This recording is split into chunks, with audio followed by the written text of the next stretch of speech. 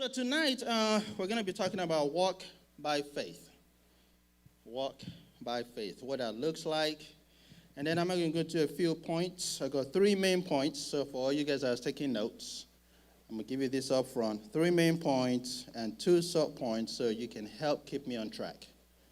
Because once I get going, I might get excited and, go off on a tangent. So I'm going to need you guys to help rein me back in. Amen. All right, walk by faith. So I'm not going to spend a lot of time on talking about what faith is, because Pastor did a good job on Sunday laying the foundation of what that is. My assignment tonight is to talk about faith using my personal testimony. Okay? So it's going to be about what faith is to me and how I've lived it out and what that looks like. And then I'm going to challenge you guys in your faith and what that should look like. Okay? And I'm done. I'll go ahead and take my seat. All right, so my main scripture tonight is coming out of 2 Corinthians 5:7. 2 Corinthians chapter 5 and verse 7. It's a very short verse, 2 phrases. 2 Corinthians 5:7. A short verse, 2 verses. It says, "For we walk by faith and not by sight." For we walk by faith and not by sight. So like any other good Bible student, I had my concordance, I have my Bible dictionary, I have my Greek, my Hebrew, my Latin, my Aramaic, and I'm trying to figure out what does it mean to walk? And what does it mean by sight? See, faith we know. Every single one of us here can define what faith is. And like I said, Pastor did a good job on Sunday anyway, so I'm not going to belabor that point. And in all my digging, and in all my reading, and in all my searching, guess what I came up with? It means exactly what it is. You walk by faith and not by sight. There's nothing deep to it. Simply means, how are you living your life on a daily basis? When we talk about walking by faith, is how do you regulate your life? How do you order your life? How do you conduct your life? When you wake up in the morning, do you wake up, open your eyes and say, "Lord, thank you for this day that is a gift. I yield this day to you. Lead and guide me. Order my steps today, Lord, and I will follow." Or do you wake up in the morning and say, "You know what? I had my calendar planned out last night. I know what my first meeting is. I know where I'm going. I know what I'm doing, how I'm doing it, who I'm doing it with, and I have it all planned and laid out." Or do you honestly lean on God? You see, like Pastor always says, he says when he has everything planned out and he knows what exactly is going to happen, he doesn't like it. Why? Because it doesn't leave you any room to exercise your faith. Because everything is planned out. At that point, you don't need God. You don't have to lean on him. You don't have to trust him. You already planned it out. You know exactly what's going to happen, when it's going to happen, how it's going to happen, because you said it that way. So are you regulating your life, or is God regulating your life? Are you conducting your life, or is God conducting your life? Are you ordering your life, or is God ordering your life? And when it says we walk by faith and not by sight, what does that mean? That means you walk based on what you see. You walk in the natural. You walk based on outward appearance. So if you're walking in the natural, and you're walking based on what you see, what's around you, the question is, if something doesn't go right, what happens? Do you fall into anxiety? Do you fall into a depression? because something didn't go right based on how you thought it should go because you are walking in the natural, you are walking by sight? Or do you find a quiet place and pray? Or do you find a good worship music that you can listen to lift up your spirit? Or do you have someone that you can call and say, pray with me? This is what's going on. This is what I'm going through. See, there's something I learned from my mom when I was younger. Every time something bad happened, she would worship. Every time, without fear, every time something bad happened, she would worship. So on this one particular day, some thieves had broken into her office, into the business, and they had stolen a few things and destroyed the building. And when she pulled up and she showed up, they told her what had happened. There was a destruction to the building, some things had been stolen, and guess what she did? She started singing and worshiping and just dancing. And everybody just stood looking at her. And of course, we were standing there just looking at her, and I was just looking at her too. And she went on and on by herself, just singing and just dancing and just singing and dancing. And when she got down, she looked at us and like, why you guys all look so sad? And we're like, okay, it's a robbery. The building is damaged. Goods have been stolen. Why are you dancing? And she said, yes, the building was damaged, goods were stolen, but no life was lost. See, these can be replaced. The security guard at the gate wasn't harmed. The people in the building that were working at that time were not harmed. That's a cause for celebration. These things can be replaced, but people can't. And that always stood with me because she did that every single time. Every time something bad happened, she always found something in it to worship and to celebrate and to rejoice about. She's not happy about the damage, but she worships for what didn't happen, or what could have happened but didn't happen. Okay, so how are you living your life? Is it on your terms or is it on God's terms? So like I said, I have 3 main points that I'm going to lay out today. So for those of you taking notes, the first one is live your life by faith. Live your life by faith. And I'm going to talk about my own personal testimony, a little bit of it, because when Pastor asked me and said, hey, can you speak on Wednesday? I was like, huh? I was like, okay, yeah, I can. And then he made it easy for me. He said, just stick to the theme of faith and talk about your personal testimony. I'm like, oh, yeah, that's good. But then I thought about it like, wow, my testimony. I'm like, well, I still got to choose from that because my testimony is wide and deep. And hopefully over the next couple of months or years, you guys will hear my full testimony. So for those of you that don't know, just a quick background is I came from a Muslim background. You know, that's why my last name is Abdul, and nobody can pronounce my first name, which is Ganiyu, but that's actually a short form of my first name. My full first name is Abdul Ganiyu or Al-Ghani, okay? It's one of the 99 names of Allah. Just like how in Christianity you have the names of God, Jehovah Shalom, Jehovah Rofi, Jehovah Sekinu.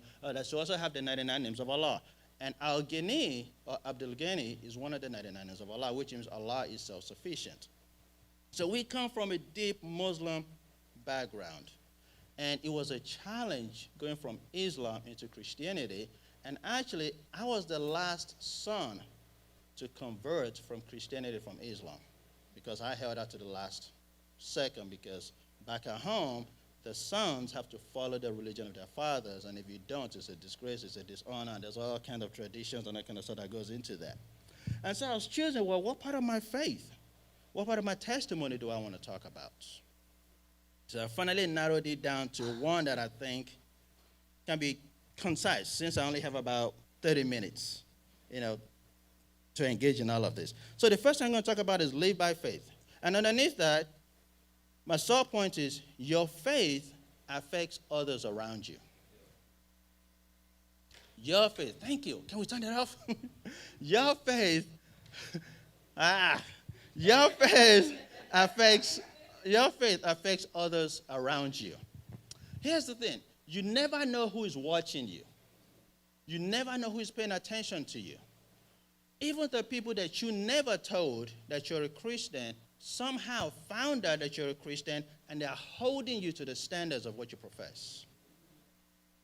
Or somebody else told them that you're a Christian, so now they are holding you to the standard of what you profess. So I did a few years in the army, not too many years, just a few years, about 10.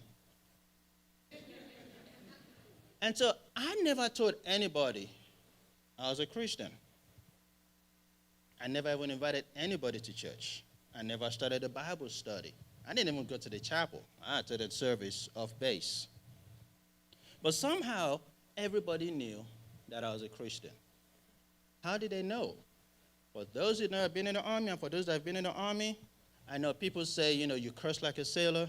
I've never been around a whole bunch of sailors, but I know in the army, every other word is a curse word. Okay? For some reason, I just never picked up on cursing. Now, thankfully, I didn't grow up in this country, so it wasn't part of my language, so it was easy for me not to curse. So I just, I never cursed. I didn't go to parties with them. I didn't go drinking and getting drunk with them. I didn't laugh at their, coarse jokes and others, sexual innuendos and everything else that we do. Because in the military, like I tell a lot of my recruits and some of my, my younger soldiers, you have two paths. You can go to the right or you can go to the left. And the army would encourage you in both of them. So you can come in, find a mentor, go to school, stay on the straight and narrow, make something of yourself. Or you can come in and you can be as big and as bad as you want to be. That opportunity is there for you also. We work hard and we play hard, so it's encouraged. But I was just never that guy. And of course, they'll make fun of me too. They'll call you square, circle, triangle, all those nicknames, all those nicknames, When they go out to go do something, they don't invite me, they don't include me, which is okay. Now, sometimes when they're talking around me and they start cursing, they'll notice I'm there. They'll be like, oh, man, my bad. I'm like, no, you good. I never told them I was a Christian. But guess what, though?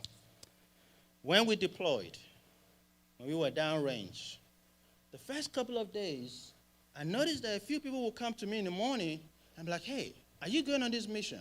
And I'd be like, yeah, if I am. And if I'm not, I'm like, okay, I'm not going on that mission. But I didn't know why they cared. I said, and then like a few days later, I went to the briefing tent a little bit early just to kind of get myself set, get ready for this mission that we're about to go on. And as soon as I walked into the tent, we have this board where it's called a manifest. So it's the names of everybody that's going on that mission is listed, and in what convoy, which is in what order that you go on that mission, that the convoy lifts the wire to go outside. And this guy walked up to me and said, oh, you going on a mission today? I'm like, yeah. Then another guy said, oh, Abdul, you going on a mission? I'm like, yeah. And I noticed that they all started kind of bargaining amongst themselves. They all started making deals amongst themselves. I'm wondering, okay, what are you guys doing? And somebody said to me, if you're going on that mission, I want to be on your mission. If you're going on that convoy, I want to be on your convoy. And why? And I said, why? He said, because I know God will protect you. So if I'm around you, I'll be protected. Now, some of these guys, I didn't know they were Christians. Some of them were people that I didn't even talk to regularly because, we're in a unit. Apart from my platoon, everybody else in the battalion, yeah, I see you around, but I might not know you, right? But yet, somehow, somebody must have told them. They must have found out that I'm a Christian, and they had enough faith to believe that if they were just in proximity to me, then they would be safe. And this went on all the time. Everybody wanted to be on my convoy. So remember, your faith affects those who are around you. You never know who is watching you. You never know who is paying attention to you. If I had compromised my faith back here before we left, they wouldn't care to be around my convoy because he does the same thing we do. He goes the same places we go. So why would God favor him? But they figured God would favor me, so they wanted to be around me. Another example. How much time do I have? I'm still in a good time? Okay. So my other example is this. So one day I was sitting around just hanging out, and the senior officer walked up to me. Once again, yes, I see him around, but I don't deal with him because he's not in my direction of command. But he's within my battalion, so I know him. So he walked up to me, and he said, I need to talk to you about something. I have a problem, and I need your advice. So first of all, Malcolm, I'm glad Malcolm is here now so he can testify to this military stuff. So I'm looking at him. I'm like, okay, you're a senior officer. I'm a junior officer. You're not in my chain of command. I barely know you. You barely know me. Why would you want to come tell me about your problems and have me give you advice? Now, I'm thinking that in my head. But once he said it, before I could say anything, before I could say, okay, what's going on? What do you have to say? He said, but I don't know what you think. I want to know what he thinks. And he pointed at the Bible in my hand. Because when he walked up, I was sitting down reading my Bible. So once again, somebody had told him that I was a Christian, or he probably must have observed me for a while to realize that that's a godly man. I can depend on his counsel. Even though I don't know him, even though I senior him, it doesn't matter. I have a problem, and I need godly advice, and I'm going to this man. And why is that significant? Every unit has a chaplain. So he bypassed the chaplain, and he came to talk to me. So remember, your faith affects others around you. Amen? All right. Second point. This is to challenge you and also challenge me. So I want to challenge our faith. First point is this. It is hard for those of you in the West to live by faith. It is hard for American Christians to live by faith. So one thing we say back at home is about the American church. We always say the American church doesn't need God. God is a convenience to them. That's how Africans kind of look at the American church, that they don't need God. God is a convenience to them. Why do we say that? Because here's a few things that we observe. When you've had a long, hard week, and you're tired, and you need a break, what day do you rest on? Sunday gets cut out. You go right back to work on Monday, but, I've had a long week, I'm tired, I'm exhausted, I need a break. You don't go to church on Sunday. The only time during the week that you get to fellowship with believers is the day that gets cut out. I remember when I first got to this country, I read an article a long time ago, and the title of the article was How the NFL Took Sundays Away from the Church. So I guess apparently these games were never on Sundays. They were on different days. Well, now they have all these games and all these events on Sunday mornings to compete with the church. And it looks like they're winning. Because I know people that will not come to church if the Cowboys are playing at 10. Now, they won't come to church. And there's one particular church that I know of because I saw it myself. They didn't tell me about it. The Cowboys were playing, and while he was preaching, the game was on the screen. I won't tell you the name of the church, but if you ask me later, I'll tell you. It's a church right here in Dallas that while he was preaching, the Cowboys game was playing on the screen behind them because they didn't want to miss it, apparently. So he said, you don't need God. God is a convenience to you. Also, think about it this way. Why would you need God when you have all the safety nets in place? Right now, we flip on the switch, there's electricity. You turn on the tap, there's water. It's not like that back at home. We don't have constant electricity. We don't have constant running water. When electricity comes on, everybody gathers their clothes. You iron what you need to iron because you don't know how long it's going to be here. You don't know when it's going. You don't know when it's coming back. When the water is running, everybody grabs their buckets, their 55-gallon drums, and you fill it up with water because you don't know how long it's going to be here when it's not going to be here. So you have to trust God. How about security? You guys have a 911 system. There's no 911 system back at home. Ain't no police officers coming to your aid. Do you know how many times I go to school and there's a body right on the side of the road? And you got little kids, how old was I? Preteens. Go to school and there's a body right there. 3-4 days later, the body is still there, swollen. Nobody cares. There's no investigation. Who do you call? There's no police coming. Somebody breaks into your house, breaks into your car, you can call the police, right? And then there's insurance. You can file an insurance claim. There's no insurance. You don't have an insurance system to fix your house or fix your car. How about your job? You lose your job, there's unemployment.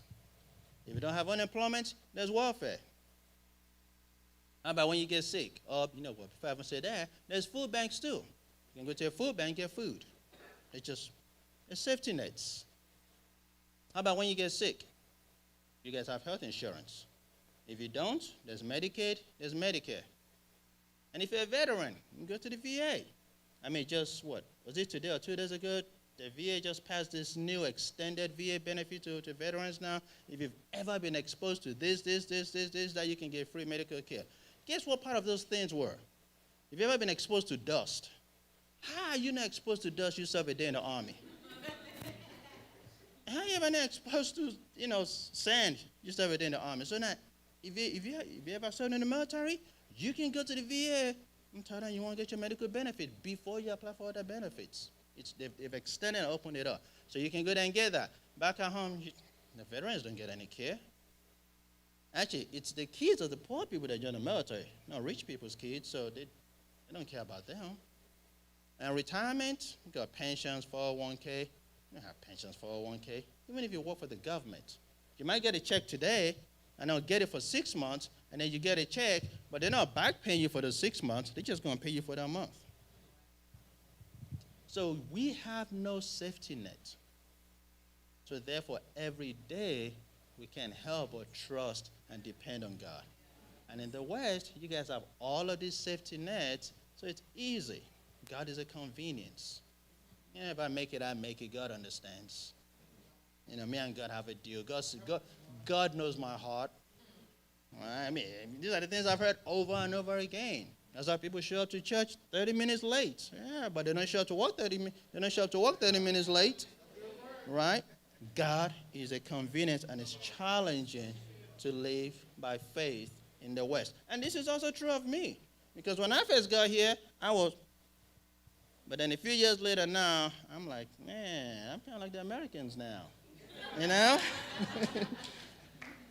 But hopefully today we can pivot back. We can pivot back. Let's see. Last one is when it comes to challenging our faith. We don't use our faith, so therefore our faith is weakened and it's gotten small. It's not that it's not there, we just stop using it. See, if I ask who here is a Christian, a born-again believer, the majority of us will raise our hands and say we're Christians, we're believers. But how do you know? Did you hear God say, you are now a Christian, you are now my child? No, you didn't. But instead, this is what happened. I don't think I gave it to you, money. Romans 10:9. Let's look at Romans 10:9. Let's see what Romans 10:9 says. Romans 10:9 says that if you confess with your mouth that Jesus is Lord and believe in your heart that God raised him from the dead, you will be saved. For with the heart one believes and is justified, and with the mouth one confesses and is saved. Look at verse 13. For everyone who calls on the name of the Lord will be saved. You believed that scripture, and as a result of your faith, you can boldly look people in the eye and tell them that you're a Christian. You can boldly look people in the eye and tell them that if I drop dead right now, I will be in the arms of Jesus, because you believed that scripture. That was faith. And a lot of us, when we first became Christians, that faith was strong. We couldn't wait to tell family members. We couldn't wait to tell our enemies. We couldn't wait to tell neighbors. We couldn't wait to debate atheists and debate everybody else, because we have found this new faith. And over time, it dwindled. Let me give an analogy, making fun of myself.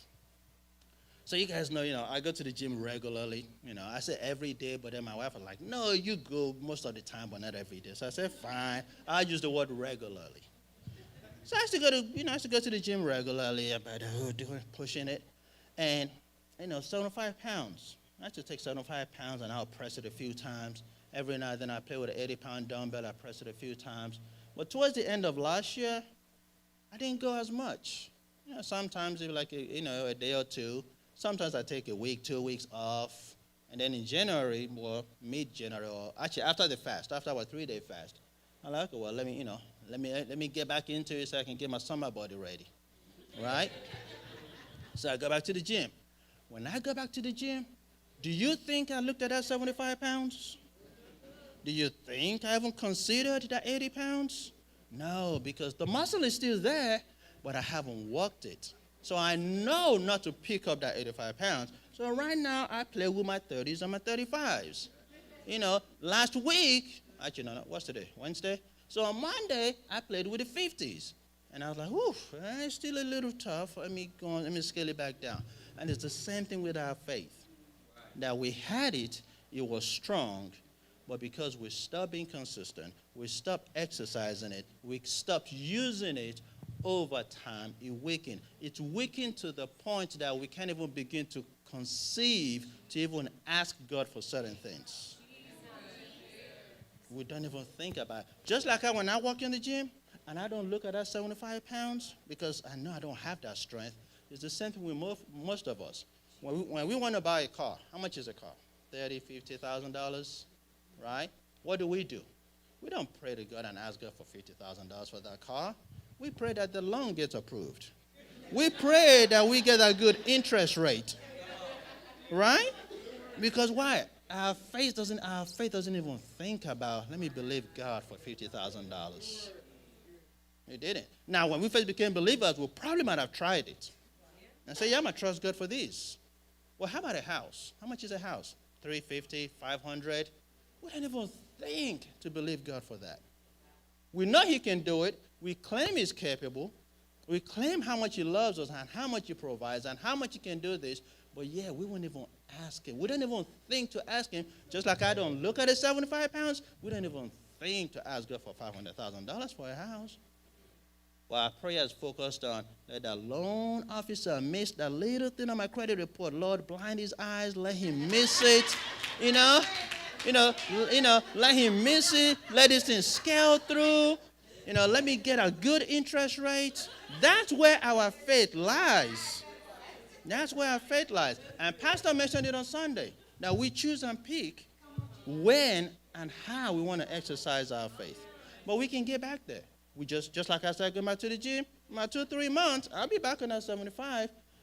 If we start today, like I said, I'm challenging you as I'm challenging myself. Since I've been working on this, I've been challenging myself too. I've been repenting every day. Because from a Muslim being a Christian, there's a lot more testimonies I can give you, but I don't have the time. About even what happens in country, in combat, when these guys were around me, to even reinforce their faith that their decision to be on my convoy was true. I didn't even have time to go through some of those and some of the other things that happened. But we can start today to start to believe again. Because when we first started, we had a childlike faith. We just believed God because the word said it. But now we're educated. We're smart. We can reason it. We can debate it. And that's how doubt sets in, because now it doesn't make sense to me in the natural. Oh, look at that. We're walking by sight and not by faith. It doesn't make sense. So therefore, God might not do it, and then we don't even try it. Amen?